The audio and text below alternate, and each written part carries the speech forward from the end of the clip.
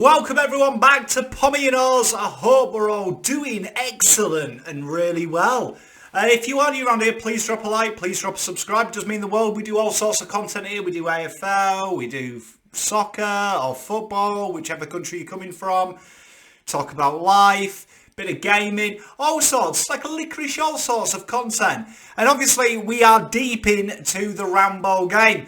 And we're doing our predictions and stuff. We've gone quite well. We had quite a good week last week. So last week we ended up getting one correct score. So that takes our total to 2 out of 30. We ended up getting 6 winners right. That takes us up to 17 out of 30. And we got 6 goal scorers right, taking 16 out of 30. So near bad start so far. We're going really well. And let's crack straight into it. So we start off Saturday at 9:30 at Selhurst Park. We got Palace versus Spurs. Should be a great game, this one. Vieira still trying to come to terms really with the philosophy of management in the Premier League. Tottenham, we know they're kind of the surprise packet, would you say, this year? Nuno's really got them playing a real good brand of football, though. They're really hard to break down the back. I reckon this has got 2-0 written all over it. Going to go with Harry Kane as well to get on the score sheet. He scored for England in the international break.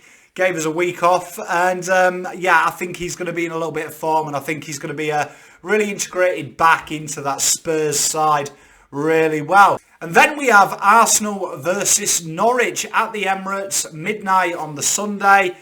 A lot of Arsenal fans shared the pain with with Arsenal. Yeah, it's been a poor start for a man, and it's really weird as well for someone of my age, 35. Obviously, when I was first growing up, Arsenal were in and around, but then obviously they had their dominant years. Remember the Invincibles in the early noughties. Not quite the same with Arteta, but that being said, the fixtures in the next couple of weeks are fairly favourable, especially, you'd say, for the next 3 or 4 weeks. And I reckon Arsenal will get on the winners' podium here. I've got a feeling that Bakary Saka as well will score as well. He scored for England as well. Another one who did well in the international break.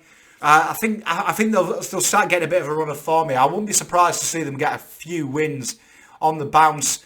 Easy thing. I can't see Norwich really threatening them. I know Norwich are tough to break down, but I do think Arsenal have got this one. Then we go to the Brentford Community Stadium, same time, midnight. Brentford versus Brighton Hove Albion. Now, this game here is a real contrast in the styles, isn't it? You've got Brentford, who've got a real fast attacking game. Brighton, more built from the back and their stability. I've got this one, though, as a 1-1 draw.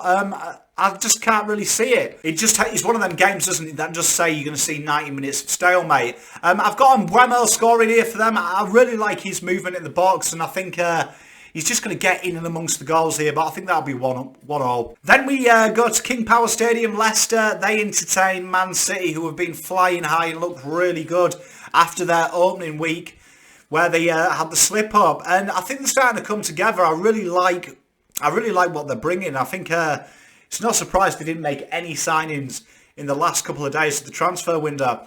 I've got this one as 3-0 City. I think City will I know Leicester are tough to break down on the counter-attacking. I just think that they're really going to make a statement in the next couple of weeks. And I've got Jackie Grealish scoring here. I just feel like he's getting in the right positions. He got that, probably the worst first goal you ever see. But I really am confident in that selection. I think City will win that one 3-0. And then we go to Old Trafford.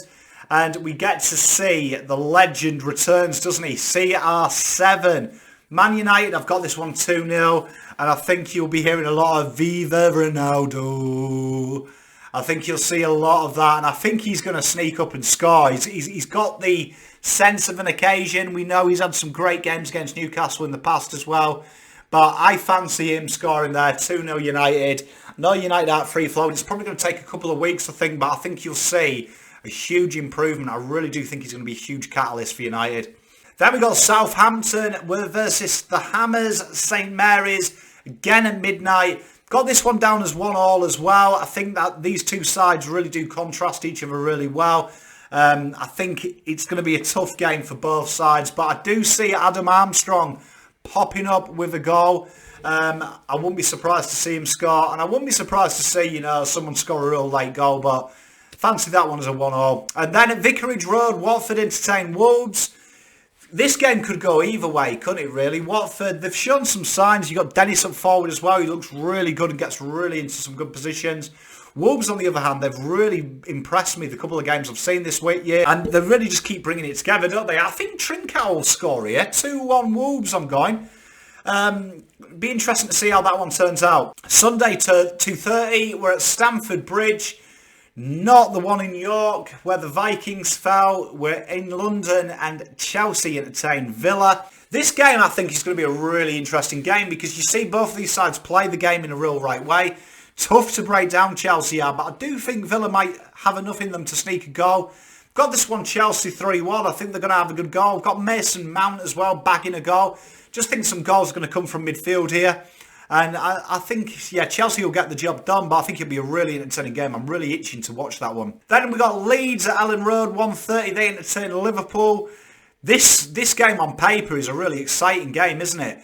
But I do think you're going to see Liverpool come out here, and I think they're going to make a statement. They do a statement.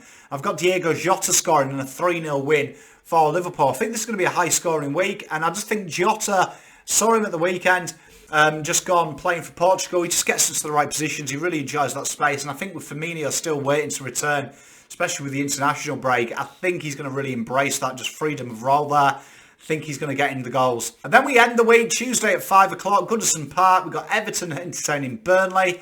Got this one as Everton 2-0. Everton are just playing that style of football at the moment where it's just waiting to come together, isn't it? It's so close. Burnley, we know they're really strong at the back. Sean Dicey doesn't mess about.